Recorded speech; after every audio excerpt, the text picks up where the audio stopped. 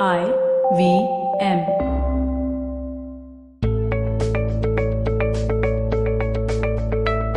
Hey guys, welcome to another episode of the Positively Unlimited podcast.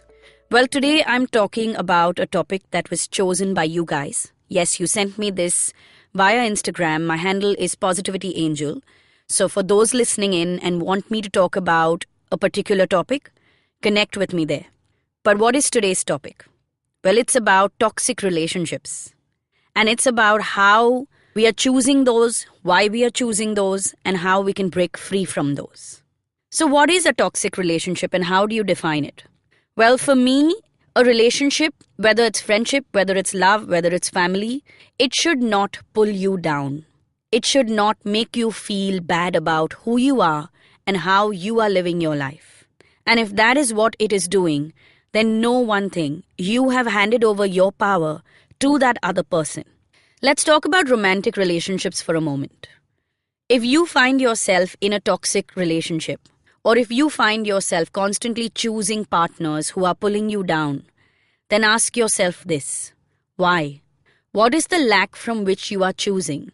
What is it that you believe about yourself that is making you, at some level, be okay with your partners treating you in a certain way? And what is the example that you are setting that makes it okay for them to think that they can treat you this way? Toxic relationships are not a one-way street, quite like any other relationship. A relationship, by definition, is a two-way street. And in very simple terms, if you don't feel good about your own self in a relationship, it's toxic. In an extremely loud and evident manner, a toxic relationship could be an abusive one that is physically, emotionally, or intellectually abusive. It could be a relationship where one partner is being way too possessive and overbearing and dictating how the other partner should be choosing to live. Or it could be a relationship where both partners are harming each other, are blocking each other's growth. A relationship should be about harmony. It should be about support. It should be about love, yes, but also about trust and compassion. And if this is not what your relationship is looking like, and if it feels toxic and suffocating, you need to ask yourself, why are you still in it, and what has led it to become that way? Awareness is step one of dealing with a toxic relationship. Now remember this, just because you are in a relationship that is currently toxic does not mean that that relationship is permanently toxic, and nor does that mean that the person you are with is a toxic person. That's not mandatory. That's not what I'm saying. That is one side of it. So yes, you need to question and ask yourself, is my partner a toxic person? Is my partner the one making this relationship toxic? But the other side is also to stand in front of the mirror yourself. Are you making the relationship toxic? Is the drama yours? And that's the awareness I want you to come to today. Ask yourself this. Who is responsible for making this relationship so toxic? Now let me give you a couple of examples of how the not so obvious toxic relationships show up. Say there's this guy who is in love with this girl and she is not reciprocating. She has moved on to be in a relationship with someone else. Now one of two things is happening here. The guy is standing by, waiting for this girl to reciprocate his love. My question is this. Why are you still waiting? She's moved on. This equation is toxic because one of the two has moved on into a different relationship. And you are yet standing here. So ask yourself this. Are you standing there waiting for that girl of your own choice? Is that your choice? Or are you standing there because the girl is leading you on? If you are standing there of your own accord, then you are playing out the drama and you need to change and make a different choice. Your life is stuck. You are feeling sad because that's the choice you are making. There is no such thing as I love her too much, I cannot move on. Everyone moves on. Your happiness is your responsibility. You are accountable for it.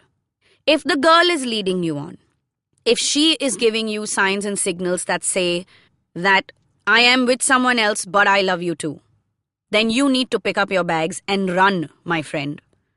Run as fast as you can because she is leading you on. She is a toxic person and she is playing out a drama that you don't need to be a part of. So this was one example of toxic equations playing out. A lot of us may have experienced this in some form in our teenage years.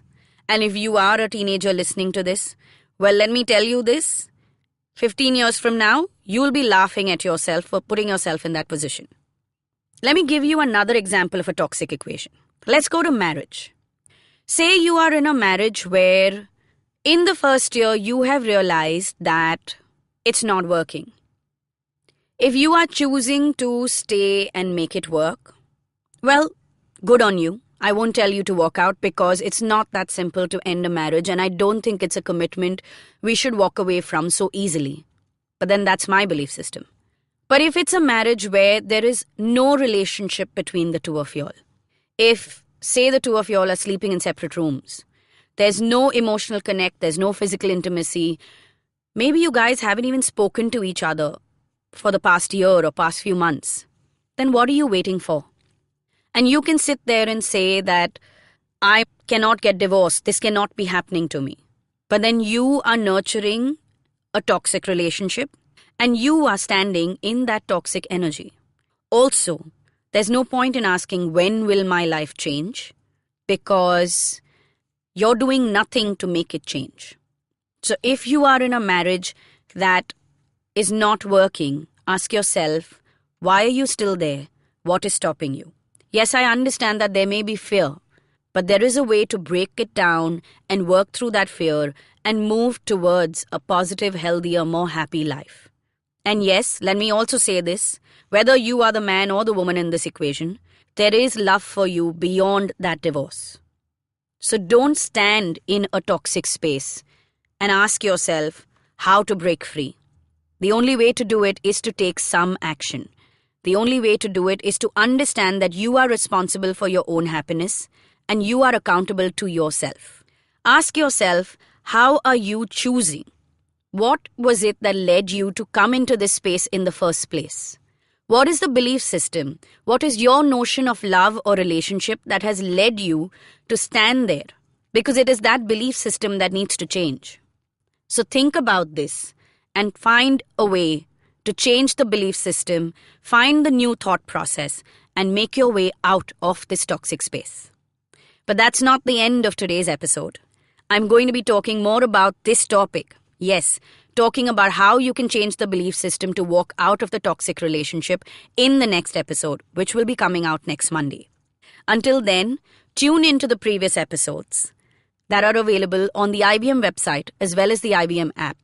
You may want to go back to the very first episode of the Positively Unlimited podcast, which was A for Align, and do the exercises that were in it to understand what you really want to experience and what belief systems are at play for you. Once you do that, maybe next week's episode will become a lot more easier for you to work through. So until next Monday, give your toxic relationship, or rather give all your relationships a thought and think about this. Who is playing out the drama? You or the other person?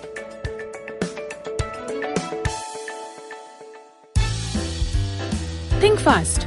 If I tell you I'm Parsi, what's the first thing that comes to mind? Dhansak. I don't blame you. My name is Parzan Patel. You may know me as the Bhavi Bride. Though I run a popular Parsi food blog, the truth is I didn't know anything about Parsi food until I got married. It was just my luck. He turned out to be your typical sadra lega wearing, kawab khari eating Parsi boy. And the only thing I knew was dhansak, or rather, how to eat it. But there's more to Parsi food than dhansak. And there is more to us than our obsession with eggs and our legendary Rani cafes.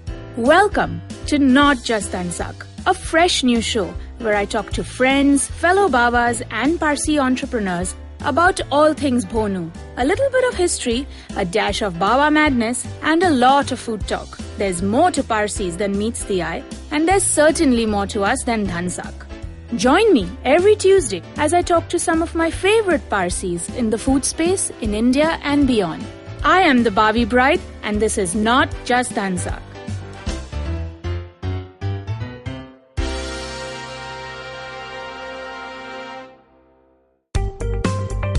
Hi, my name is Anupam Gupta. I'm B50 on Twitter. I am the host of Paisa Vaisa, the show that talks money. On my show, I speak to experts from every field of money and finance, from stock markets, equities, debt funds, credit cards, life insurance, every possible area of money and finance that you can think of. We even did an episode on cryptocurrency. I've got fantastic guests from mutual funds to personal finance experts everywhere. Robo-advisory, startups, just name it, we've got it. At Paisa Vaisa, we help you make smart decisions about money. You work hard for money. Now make your money work hard for you.